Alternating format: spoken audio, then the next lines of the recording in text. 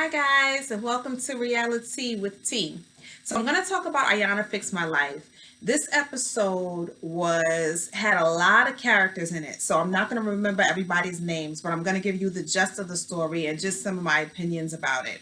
This was a very good episode. I honestly think that this season is going to be Ayanna's best season, and it sucks because it's her last season.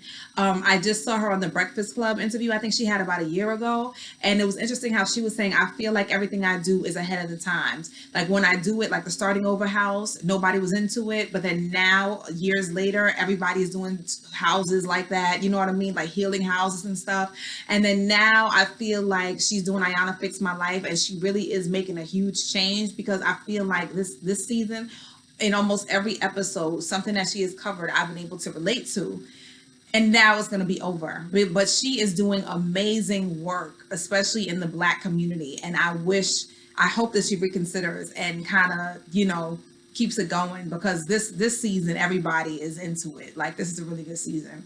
So without further ado, this is a family, a large family, and there are a lot of issues. But basically, the episode is centered around a mother and then all the people around her, because supposedly the mother is toxic and she is kind of like a cancer in the family, and she has caused all these problems within the family. And basically, the mother, Yolanda, is 44 years old and hasn't spoken to her family members in years. A lot of people are estranged from her, except for I think her son and her daughter. So Lula is the mom, and Ayanna calls her the foundation. Uncle Herbert, she is calling him the nemesis in this. And then you have the son, Justin, who is 28 years old. He's kind of caught in the crossfire. We call him collateral damage. We have Derica, who is Justin's wife, and she's the fallout person, the person we're blaming everything on. And then you have the youngest son, KJ, who has been ignored. So she is focused in this episode on the generation gaps between everybody, all the players in this family. So, for example, grandma's generation, which would be like the age of my grandparents, they have the silent generation. And that was when that's the generation where everybody swept everything under the rug. We're going to keep it inside the family. This and this happened over here, but we're not going to let it out because it's going to make us look bad. It's going to make us look like we don't have it all together. And that is something that has been passed down. That's a generational thing. It's something that happens, I think, in all families, but in particular, all Black families, where we like to make it seem like we have everything together, and our families have the most stuff going on within. You are not going to find a family that everything is perfect, okay? Then we have the baby boomer generation, and that's where Lula and the uncle is a baby boomer, so that's his generation. Then you have the millennials in the family, you have the generation Z's and the generation X's, or there's X and Z. So yeah, generation X, then generation Z. So I kind of separated anything as far I separated everything as far as like who was interviewed when, but I'm just going to give you an overview of the story. Basically, Grandma Lula was was with Miss Nancy for about 45 years. Okay, they live in South Carolina. So Miss Nancy is a white woman, and she was in a relationship with Grandma Lula all this time. This was one of the things that was swept under the rug. The whole family loved Miss Nancy. She was a father figure to them, as they have described her, but they never talked about our mom and Miss Nancy in a relationship. No, we know that they sleep together in the same bedroom. We know that she's caring for us, she's nurturing us, whatever it is. Kids in the neighborhood say certain things, but it was never said mom is in a homosexual relationship. And they didn't find this out until maybe a couple years before Miss Nancy died. Okay, so you have Miss Nancy, and now Miss Nancy, as she is getting older. Okay, so mom Lula, grandma, has 5 kids. 4 of the kids were already born before she met Miss Nancy. Yolanda, the one that this episode circles around, the 44-year-old, she was the youngest one. And how was Yolanda conceived? We find out because Yolanda never knew. So this was another secret. She never knew where she came from, who was her father. She knew nothing about the father. All she knew was that she looks like nobody in her family. So basically, one day the mother, Grandma Lula, went down at that time to the welfare office. The social worker there had been hitting on her for some time. She said, listen, you come by the house at 5 o'clock. in her head saying, I'm ovulating. I know I'm ovulating, right? This is a planned situation. Come over to the house. Here's a couple drinks. Let's get drunks. We hook up. This was all planned. Now I'm pregnant. Great. This baby is going to be me and Miss Nancy's baby, since she doesn't really have any of her own of the four of my kids. And we are going to raise her together as mother and father. And so that is what happened. And, Yolanda loves Miss Nancy as her other mother, whatever it is.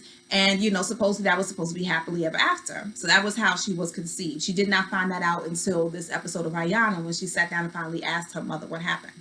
So Lula had the 4 kids. She met Miss Nancy back then. Miss Nancy was working somewhere. She knew somebody, but basically she was courting Miss Lula. And Miss Lula had, I guess, didn't really have a relationship with any of her father's kids. She had been in abusive relationships. At one point, it seemed like she was in an abusive relationship at the same time as Miss Nancy. Either way, the mother was kind of poor, but she said, I have 4 kids. And Miss Nancy was up for the challenge. Oh, that's great. Okay, you have 4 kids. When she finally let Miss Nancy take her to and from work, they developed a friendship. And she said, I have these 4 kids. And Miss Nancy, and I think it was something with the house or the apartment. Basically, Miss Nancy went on and bought a house, and went and got her with the U-Haul truck and said, you and your kids move in. I'm moving you into a house. And they never left. They ended up living happily ever after. So now Miss Nancy is sick. This is 3 years ago now. Miss Nancy is sick, dying on her deathbed of lung cancer. And everybody's in the hospital. And Miss Nancy's in a lot of pain. And so the doctors are saying, you can put her on a morphine drip.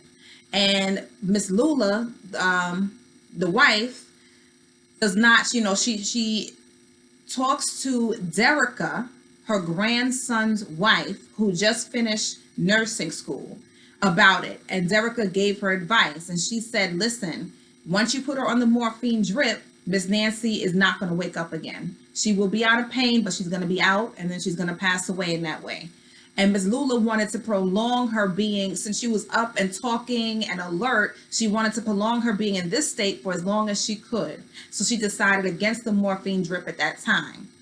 So now Miss Nancy walks away from the room, whatever it was. Daughter, Yolanda, remember, daughter of Miss Nancy and Lula, is in the room and tells the doctors, start the morphine drip. And so by the time Miss Lula comes back, Miss Nancy's already out on the morphine drip, and she never woke up from that. She passed away. Miss Nancy never said that she could put her on this drip. She never got to talk to Miss Lula, have her final goodbyes, make her final farewell, whatever it was. So that was traumatizing and heartbreaking to her. And that is now where we have caused a rift in the family. So now after Miss Nancy dies, all the kids and everybody go back to Miss Lula's house. Derica, the RN, walks in, and I guess this is Yolanda now saying, she's upset. Yolanda, mom, is upset at wife RN Derica for advising her mother the way that she did. And so when Derica walks in at the house, oh, B, where you coming from? Da, da, da, da, da. It turns into a big commotion. Everybody's arguing and fighting. So Miss Lula goes to her brother, Uncle Herbert. That's her brother. She says, listen, I can't deal with this. Miss Nancy died 2 days ago. I'm trying to get my head together. Everybody in the family is fighting. Can you please just get all my kids, everybody out of the house? So Mr. Herbert and Miss Ayanna keep saying, he's raised to be the protector. You needed his help. He came to your support. He comes to the house and tries to kick everybody out. Yolanda, the toxic mom, toxic daughter, his niece at the time, gets all up in his face with her finger. He pushes her away, or so he says. I pushed you away from me because you were all up in my face and cursing and hooting and hollering. Her reenactment of it is that he choked her by her neck, dragged her every which way but out, and all through the chairs and everything, and basically beat her. At this time, she has now called the police on him. The police have arrested Uncle Herbert, taken him to jail, and charged him with assault and battery. We get to the courtroom now. And Miss Lula, who asked for Herbert's support, feels now indebted to him. I put him in this situation because I asked him to help me with my kids, and he did, and now he's locked up. She now testified on his behalf. saying, yeah, my daughter did jump in his face and he was just defending himself. So now, since then, Yolanda has not spoken to her mother, Lula, in about 3 to 4 years or whatever it is, right? A long period of time, because she feels like her mother jumped on Herbert's side. So that is the A to Z of the actual situation that brought them here. But of course, there are all these underlying layers, right? Okay. So we have, I went through all this, social worker, Derek and morphine drip, went through all that. Okay.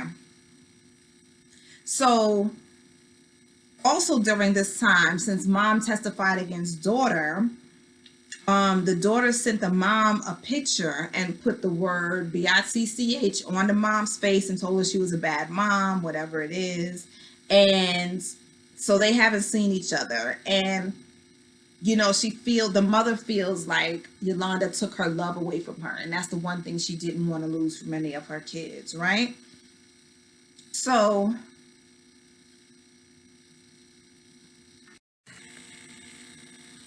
okay. So Miss Ayanna talks to the uncle, and in this conversation, he said he saw himself, he was trying to protect his sister because in the past he has saw her since age 16 getting beaten up by men, right? He said, I've been to a point where a man had a knife to her throat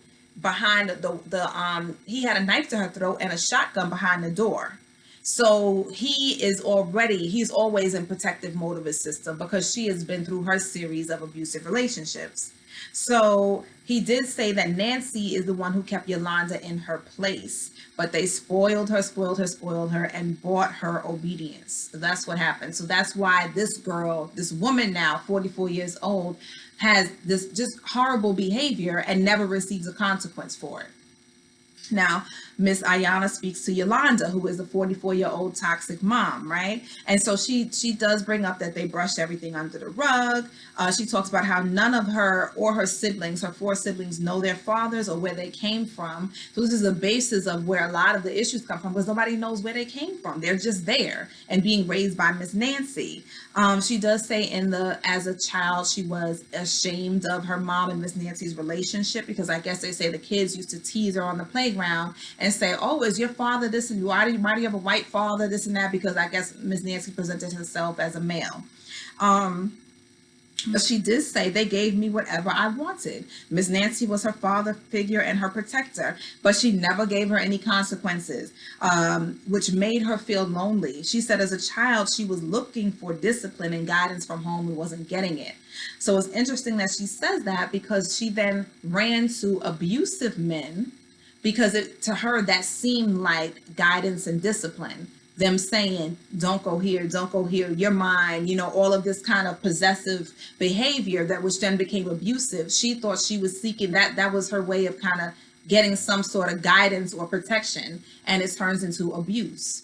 So she says that what happened with her and her uncle, she says he grabbed her throat, dragged her, the whole thing. So she wanted him to take accountability. That's why she put him in jail. Now, nobody was able to say what happened really, and we didn't get anybody else's account of what happened, but it could have been that maybe the uncle did just push her. But now daughter, 44-year-old, has been through so many abusive relationships, just like her mom.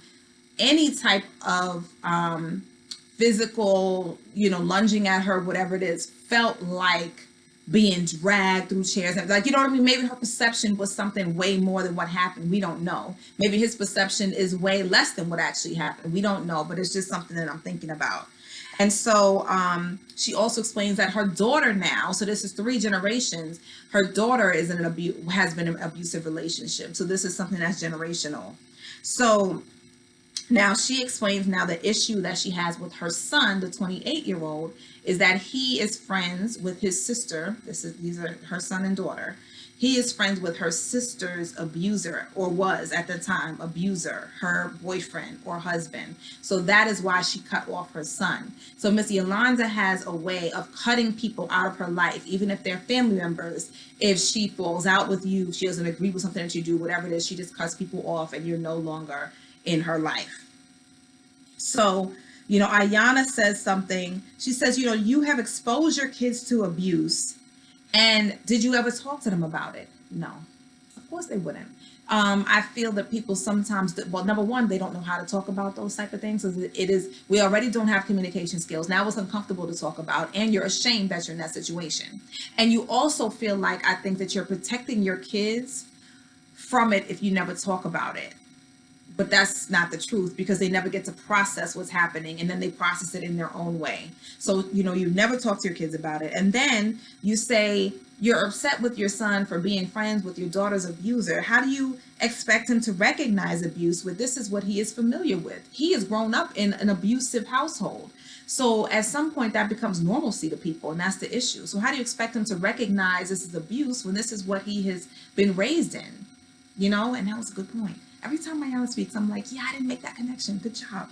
So now we talk to the 28-year-old son that the mother doesn't talk to, and his wife, Derica. So they explain, he explains his issue that he has with his mother. He says at one point, my mom came to my house with a knife and threatened to kill my wife, who was pregnant at the time, and they had previously lost a baby. So to me, that behavior, I guess I'm speaking like him, that behavior is unacceptable. So he cut his mother out of his life. I can't have you around my wife. I need to protect her and my baby, which is understandable. And your behavior is beyond out of control, right? So now we notice he has the same behavior as his mother. They cut each other off, okay? This was a few years ago. He also does not respect his mother, because he says when she put Miss Nancy on the morphine drip, or when she was about to pass away, mother leaned down into Miss Nancy's ear and said, "Miss Nancy, leave me something nice." So the mother was used to Miss Nancy giving her $100 bills, whatever it was, on the side. And she says, you can't slip me $100 bills anymore. Leave me something nice. And he just thought, this is your other mother. How could you say something like that to somebody on their deathbed? And so he thinks the mother is all about the money. And so they haven't talked in 3 years. And he also talks about that when he was younger, how she left him and his sister abandoned them to go move with her husband in New York City. So then he was raised by his grandmother. So he has a lot of reasons and layers as to why he does not deal with his mother. So he also said that at one point, I guess there was a conversation of, if you had to choose between me and your husband, or she said, if I had to choose between you and my husband, the son and her husband, that she would choose her husband. So he explains how his heart has been broken by the mother, and apparently several times. He says, she's the first woman, I guess only woman, to break my heart. And he does acknowledge that. So now Ayanna talks to the youngest sister and the brother, who still live with the mother. And so I think it's the youngest sister. One of them said they don't have a relationship with the older brother. They both acknowledge that the mother has cut off all her kids at one point, except for the baby brother, the baby boy. But she has cut off all her kids at one point for different reasons. The brother does acknowledge that his mother is spiteful. The sister says she is spiteful because she has called the police on her. This is now Yolanda's daughter. Remember, the abused child.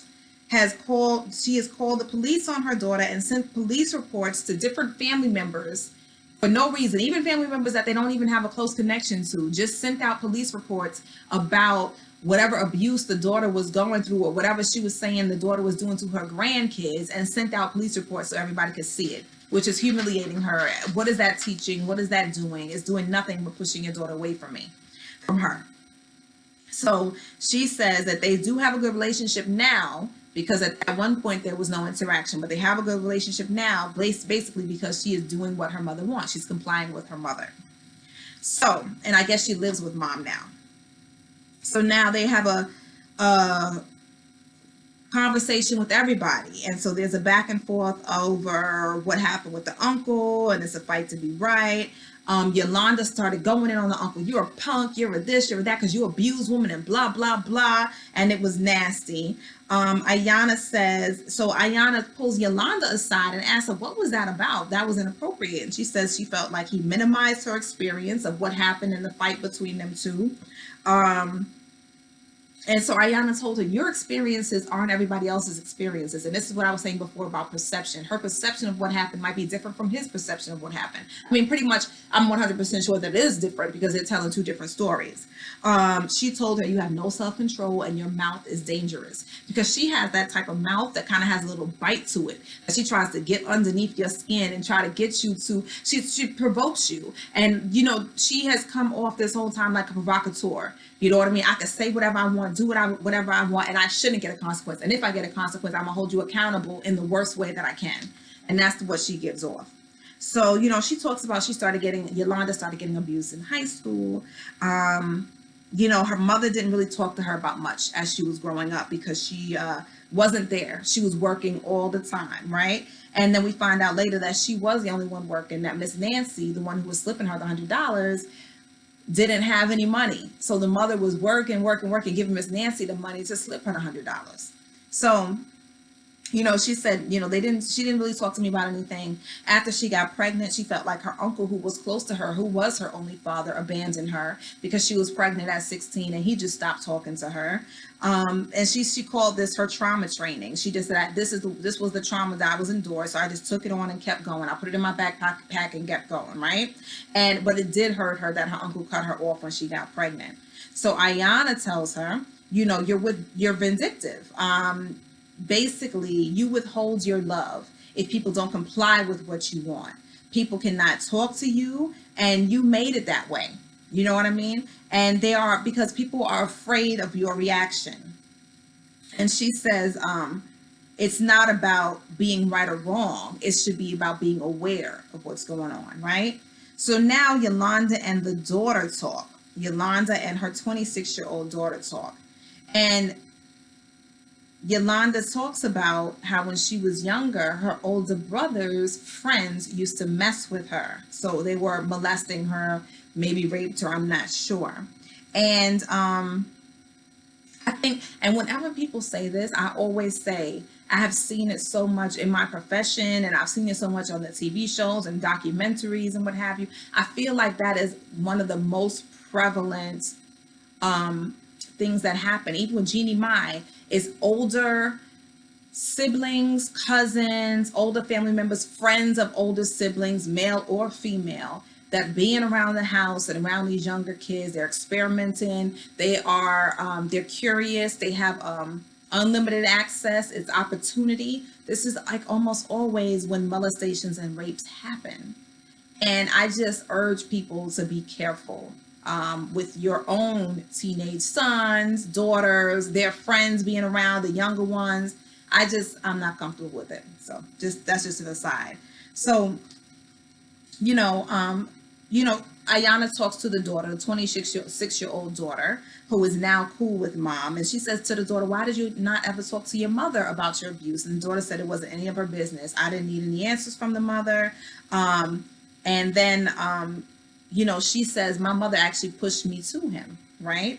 And so, you know, Ayanna's asking the mother some things, and it's interesting. The mother keeps saying, I don't know, I don't remember, you know, I don't know, I don't remember. And so Ayanna says, well, you block out what you do to other people, but you remember what other people do to you very well.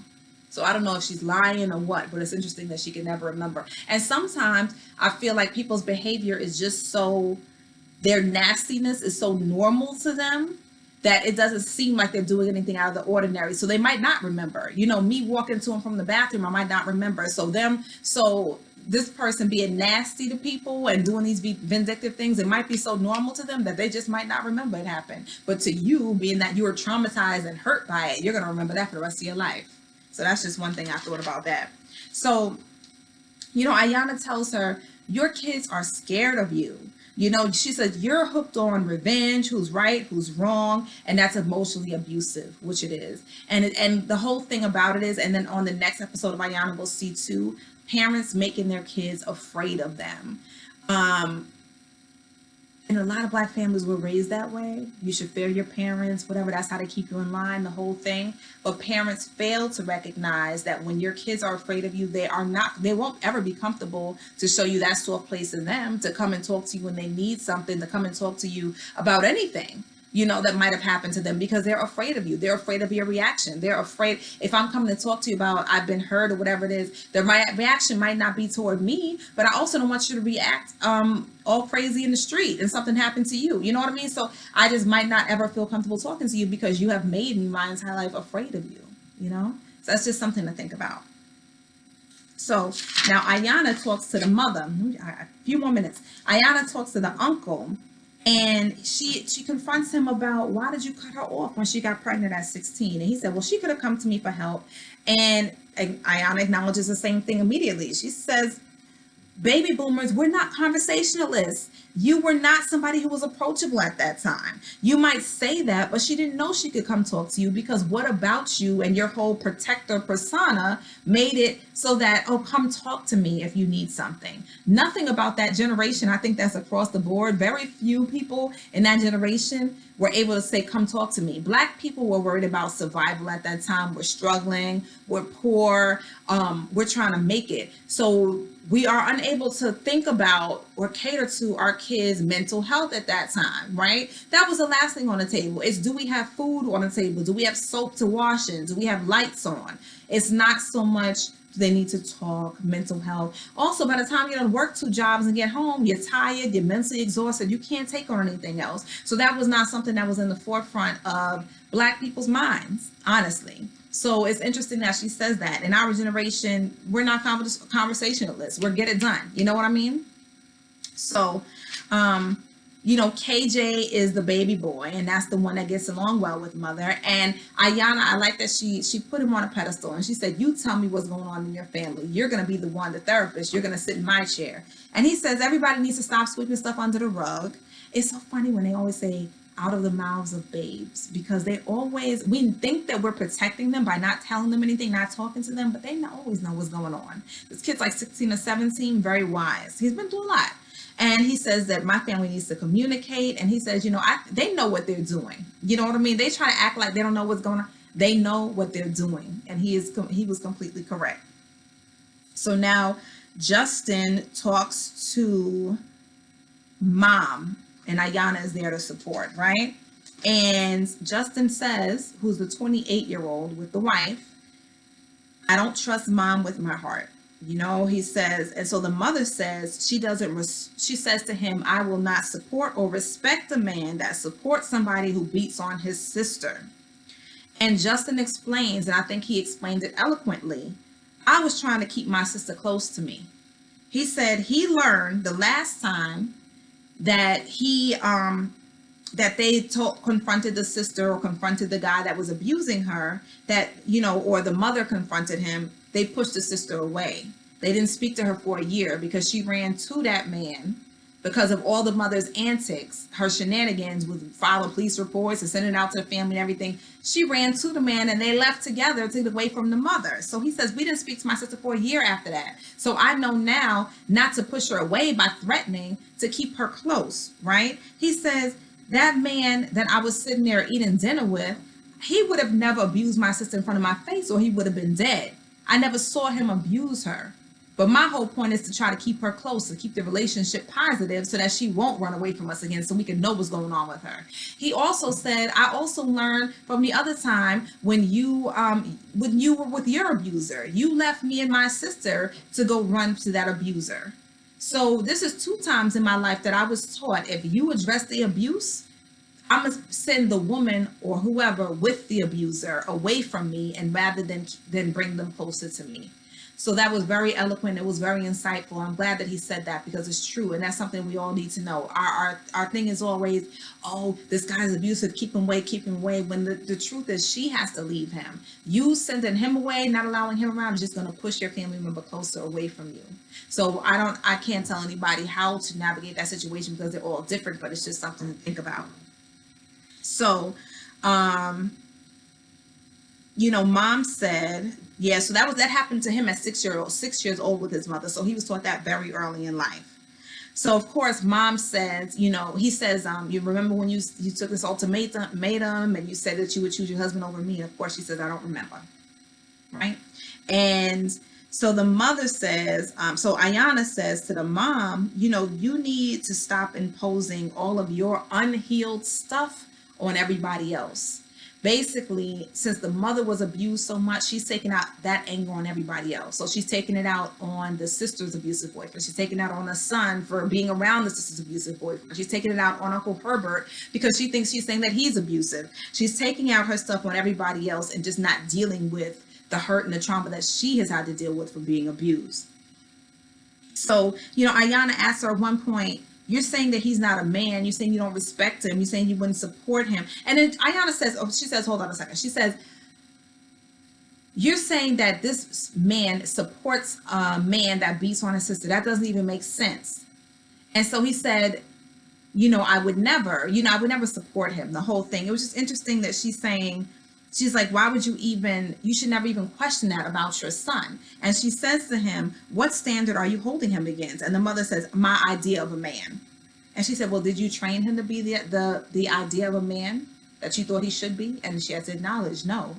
What is her idea of a man? She never really, Ayanna didn't have her, or they didn't show her actually listing that out. And what is it that your son doesn't meet? We don't know. So whoever this perfect man is that the standard she's holding him against, number one, you didn't raise him that way. And number two, who is that person? Because it seems like you never had that person in your life. So, and honestly, the son, a 28-year-old, he has a nurse who is an RN. I forgot what it is that he does. He has 2 or 3 boys that he's raising. He's there. He's, as far as we know, he's not abusive. He seems to be a very upstanding member of society. Everything that we would look for in a man. So whatever the mother is seeing, like I say, I think that she's seeing one of her own abusers. She is not fair. So then, Ayanna calls her, which I thought was cool, a provocative victim, right? She says you provoke stuff and then you twist it around to kind of fit your idea of what it should be. And that was a very good assessment. Okay, so I'm almost done, y'all. I had to take a quick break. Now it's dark outside. I've been talking till it's gotten dark. All right, so it was interesting that Ayanna told her, listen, black mothers, black women tear black boys down. And then they get upset when they aren't good husbands and fathers. So I was like, And what I noticed about this mother, and then Ayanna said, women can manipulate men. I believe she was talking about, if you don't do this type of thing, then I'm going to withhold my love. And this is what we've seen this mother do pretty much to everybody in her family. And she just comes off as very cold. When she was talking to her son in his face, telling him, I don't respect you, you're not a man. It was almost like you could see his heart breaking, even though he had no affect to it because he's probably used to it. It was just so cold and blunt and direct and just so unfeeling. There was no heart to it. It's almost like this woman has really been through some serious trauma, or she has something going on up here where maybe she really is a narcissist or a sociopath or something going on where it's like, where is your conscience? Because this is your son. This is your oldest son. And you were basically raised together because you had him at 16. So where does this hate come from? I mean, I talked to people about this episode who cried at this time. Like during this episode at this time when she was talking to her son this way, it was heartbreaking. And I can see how if this was something that he was used to, that his heart is getting continually broken over and over again. If he can, I wonder how his relationship really is with his wife. It seems to be good, but Jesus Christ, to come from a mother like this, you would think that he couldn't keep it together with women. That's another story. And then, Ayanna talks about, she addresses the fact that the mother talks to some kids about the other kids. And, she sits with Mom and Justin. And, he talks about, or was it the mother and Justin? They were sitting together. So I think they came to a point where they ended on a positive note, Mom and Justin. I guess they were trying to start it like a clean slate and move forward and the whole thing.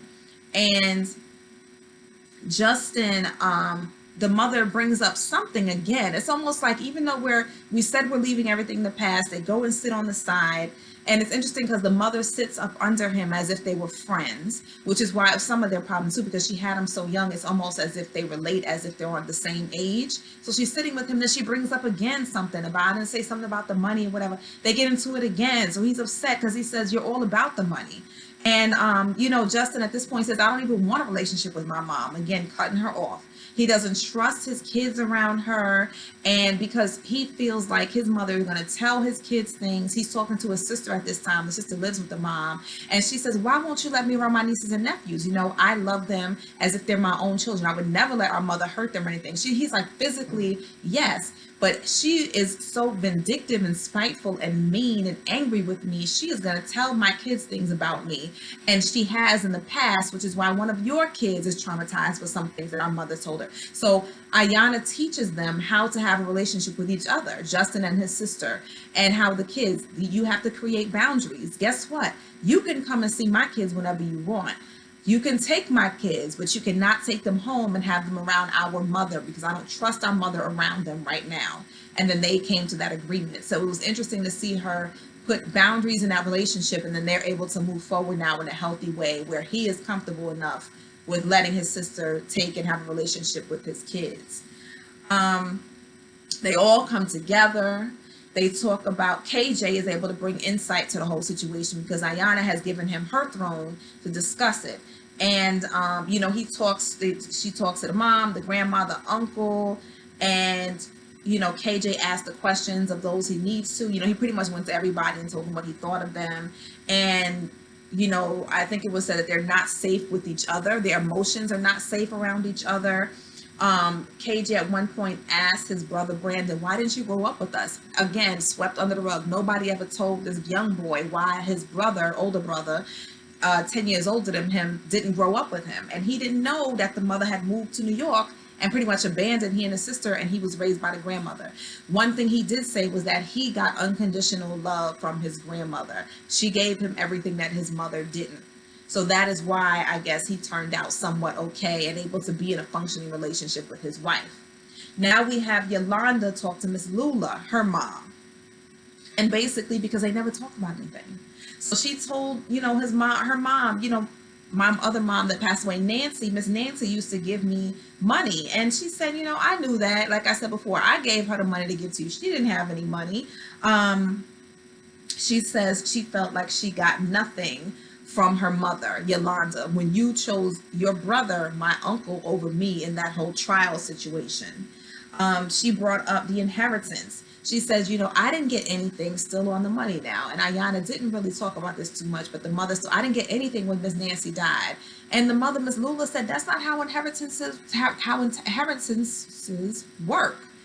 I got her money, and then when I die, you'll get inheritance from me. You're going to be taken care of. Why would you think that her dying meant that you were going to get all her money? I'm the spouse, and I am the person who gets the money when she dies.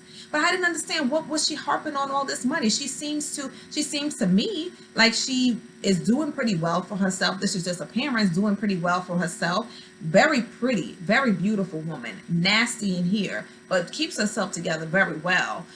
So I don't understand what this whole thing, I don't know, money just drives people crazy. I'll tell you that much. That's why I'm not even too big on money. I could care less because I get my own. So the mother finally tells her how they met, which is a story I told you in the beginning. And she said, well, if you guys had told me that in the beginning, I would have thought that was a sweet story because I was planned and I was planned out of love. But all this time she was making up all this kind of stuff in her head and wondering why they're keeping my father from me. Let's see. The daughter doesn't remember, the mom didn't remember her daughter ever asking anything about her lineage. So again, now grandma doesn't remember stuff that's important to other people. Now we see Yolanda, the same thing, right? And the grandmother talks about how she's been in abusive relationships and, how she was planned and da-da-da-da-da. And then at the end, they all come back together and the mom asks everybody in the family for forgiveness, even Uncle Herbert. Uncle Herbert is unable to look at her in the beginning because he's still upset that of all the things I've been through in life, my niece, my nasty, spoiled niece, put me in jail and took my freedom away, and he can't get over that. And But everybody else says that they forgive each other. I don't know how genuine it is. I think that she knows what to say and what Ayanna wanted to hear. So we will see. Maybe we'll get an update from them. But that was pretty much how the episode ended. Please leave your comments. I know this was a long one, but there were a lot of different moving parts in this one. Leave your comments, like, comment, subscribe, and I will see you for the next Ayanna review. Thank you. Reality with T.